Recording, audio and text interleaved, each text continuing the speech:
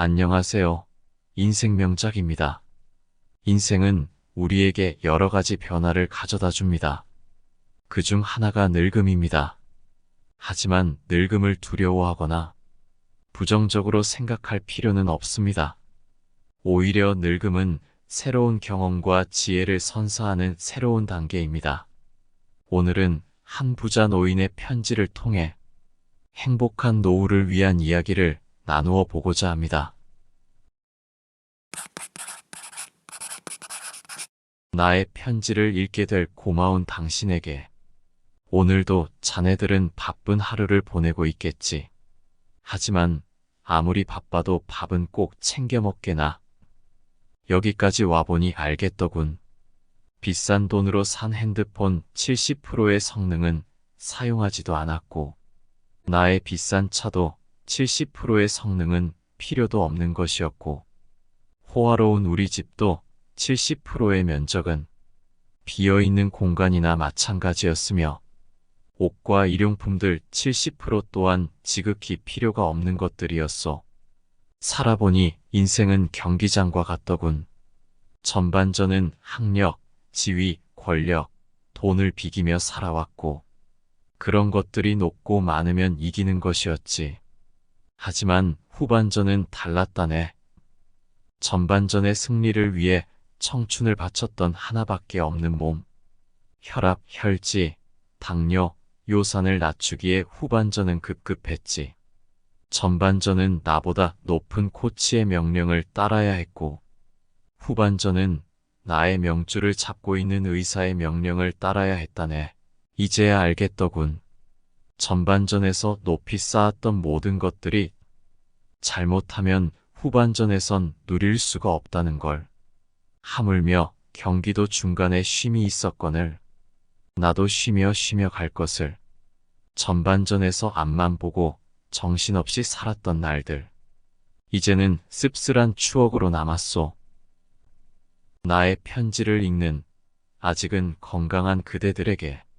아프지 않아도 해마다 건강검진을 받아보고, 목마르지 않아도 물을 많이 마시며, 괴로운 일이 있어도 훌훌 털어버리는 법을 배우며, 양보하고 베푸는 삶도 나쁘지 않으니 그리 한번 살아보게나.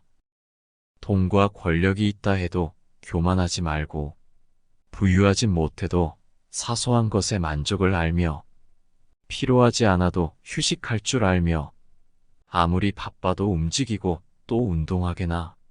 3,000원짜리 옷 가치는 영수증이 증명해주고, 3천만 원짜리 자가용은 수표가 증명해주고, 5억짜리 집은 집문서가 증명해주는데, 사람의 가치는 무엇이 증명해주는지 알고 있는가? 바로 건강한 몸이라네. 건강에 들인 돈은 계산기로 두드리지 말게나.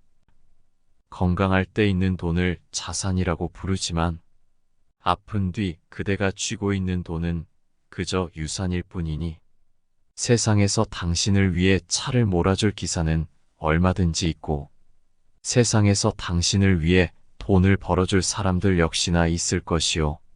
하지만 당신의 몸을 대신해 아파줄 사람은 결코 없을 테니, 물건을 잃어버리면 다시 찾거나 사면 되지만, 영원히 되찾을 수 없는 것은 하나뿐인 생명이라오.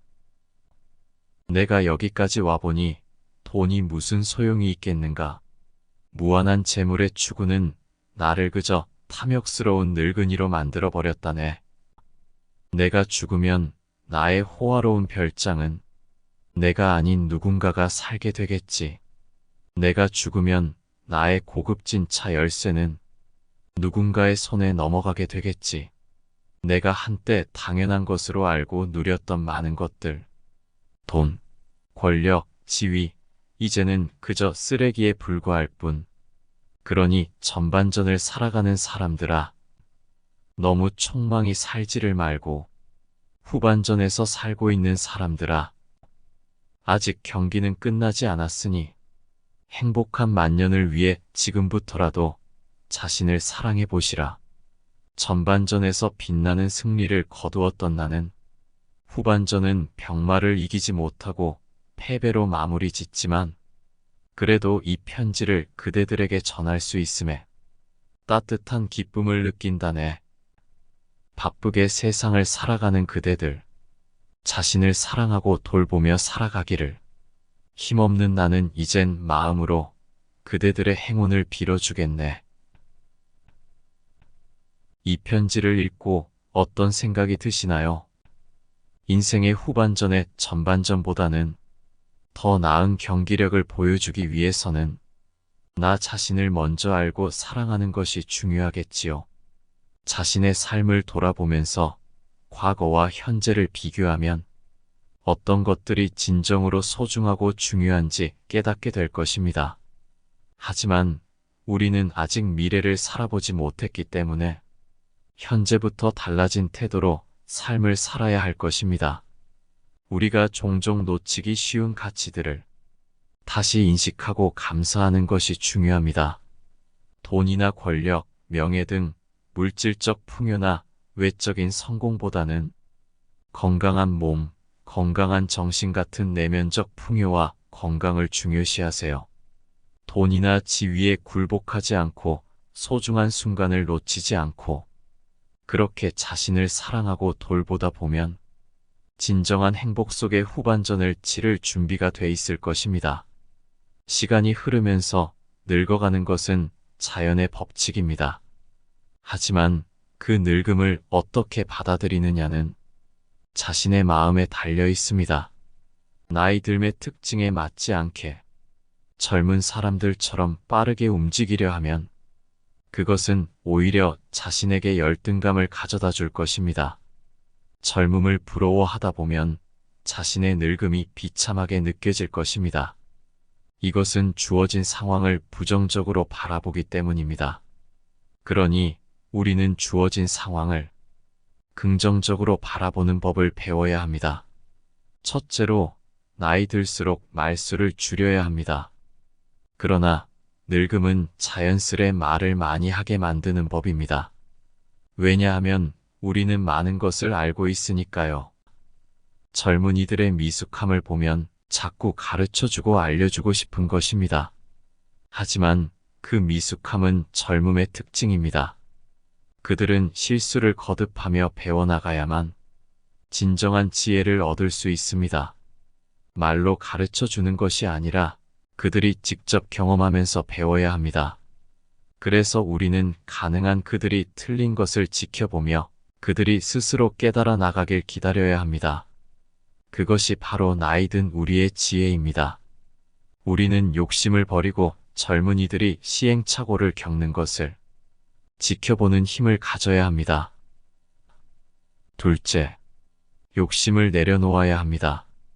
욕심 없는 사람은 없지만 젊은 사람이 욕심을 갖는 것은 어찌 보면 자연스러운 일입니다. 하지만 나이 들어서 욕심을 내면 그것은 자신을 고통스럽게 만들 뿐입니다.